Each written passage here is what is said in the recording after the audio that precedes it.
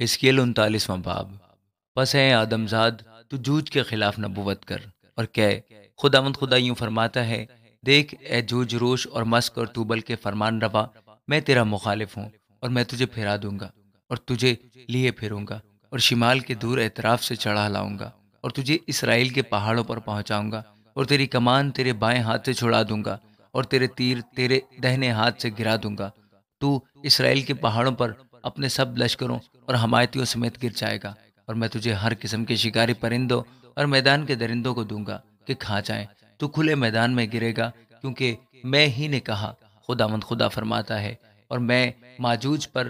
اور ان پر جو بحری ممالک میں امن سے سکونت کرتے ہیں آگ بھیجوں گا، اور وہ جانیں گے کہ میں خداوند ہوں۔ اور میں اپنے مقدس نام کو اپنی امت اسرائیل میں ظاہر کروں گا، اور پھر اپنے مقدس نام کی بے حرمتی نہ ہونے دوں گا، اور قومیں جانیں گی کہ میں خداوند اسرائیل کا قدوس ہوں۔ دیکھ وہ پہنچا اور وقوع میں آیا، خداوند خدا فرماتا ہے، یہ وہی دن ہے جس کی بابت میں نے فرمایا تھا۔ تب اسرائیل کے شہروں کے بسنے والے نکلیں گے اور آگ لگا کر ہتھیاروں کو جلائیں گے، یعنی سپروں اور پھریوں کو،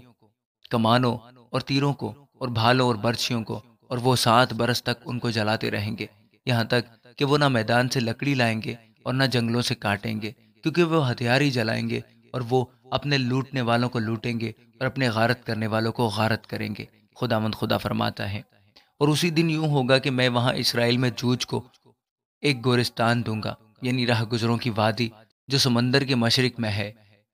اس سے راہ گزروں کی راہ بند ہوگی، اور وہاں جوج کو اور اس کی تمام جمعیت کو دفن کریں گے، اور جمعیت جوج کی وادی اس کا نام رکھیں گے، اور 7 مہینوں تک بنی اسرائیل ان کو دفن کرتے رہیں گے تاکہ ملک صاف کریں۔ ہاں، اس ملک کے سب لوگ ان کو دفن کریں گے، اور یہ ان کے لیے ناموری کا سبب ہوگا جس روز میری تمجید ہوگی، خداوند خدا فرماتا ہے۔ اور وہ چند آدمیوں کو چن لیں گے جو اس کام میں ہمیشہ مشغول رہیں گے، اور وہ زمین پر گزرتے ہوئے راہ گزروں کی مدد سے ان کو جو سطح زمین پہ پڑے رہ گئے ہوں دفن کریں گے تاکہ اسے صاف کریں۔ پورے 7 مہینوں کے بعد تلاش کریں گے، اور جب وہ ملک میں سے گزریں اور ان میں سے کوئی کسی آدمی کی ہڈی دیکھے تو اس کے پاس ایک نشان کھڑا کرے گا، جب تک دفن کرنے والے جمعیت جوج کی وادی میں اسے دفن نہ کریں، اور شہر بھی جمعیت کہلائے گا۔ جو وہ زمین کو پاک کریں گے، اے آدم زاد، خداوند خدا فرماتا ہے، ہر قسم کے پرندے اور میدان کے ہر ایک جانور سے کہہ، جمع ہو کر آؤ میرے اس ذبیحہ پر جسے میں تمہارے لیے ذبح کرتا ہوں۔ ہاں، اسرائیل کے پہاڑوں پر ایک بڑے ذبیحہ پر ہر طرف سے جمع ہو، تاکہ تم گوشت کھاؤ اور خون پیو۔ تم بہادروں کا گوشت کھاؤ گے اور زمین کے عمرہ کا خون پیو گے۔ ہاں، مینڈوں، بروں، بکروں اور بیلوں کا، وہ سب کے سب بسن کے فربا ہیں۔ اور تم میرے ذبیحہ کے جسے میں نے تمہارے لیے ذبح کیا، یہاں تک چربی کھاؤ گے کہ سیر ہو جاؤ گے، اور اتنا خون پیو گے کہ مست ہو جاؤ گے۔ اور تم میرے دسترخوان پر گھوڑوں اور سواروں سے اور بہادروں اور تمام جنگی مردوں سے سیر ہوگے، خداوند خدا فرماتا ہے۔ اور میں قوموں کے درمیان اپنی بزرگی ظاہر کروں گا، اور تمام قومیں میری سزا کو جو میں نے دی اور میرے ہاتھ کو جو میں نے ان پر رکھا دیکھیں گی،